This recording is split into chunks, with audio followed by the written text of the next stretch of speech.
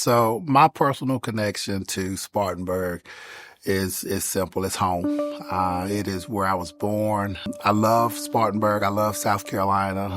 I left Spartanburg to go to college, but came back home in 2009 as the superintendent of Spartanburg School District 7. And when I was school superintendent, one of my elementary schools sat in a community called the North Side.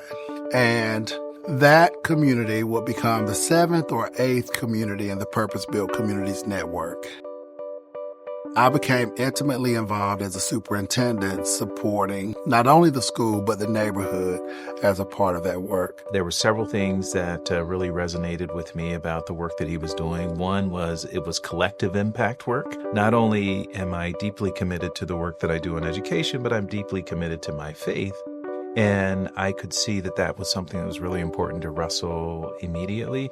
If you are not engaging our faith community, then you're missing out on really what collective impact is all about. We have hundreds of churches in our county. There are probably 3 or 4 churches for every school. And oftentimes those churches, they have the ear of the community. So I was trying to look at ways to engage our church without necessarily winning souls for Christ.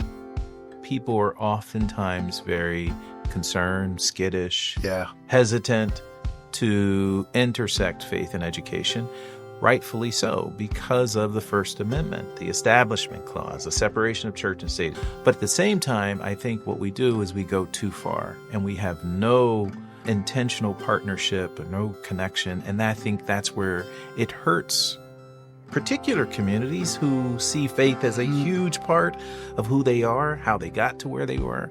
And that's oftentimes communities of color. So many of the movements that, really advanced, the African-American experience, those things were born out of the church. And I think, now's the time for our faith communities to re-engage like they did once before. Our churches can play such a role when it comes to school readiness, when it comes to approaching mental health, when it comes to just educating our parents about all that's out there. We had an initiative in Spartanburg that started called the Faith Initiative to End Child Poverty.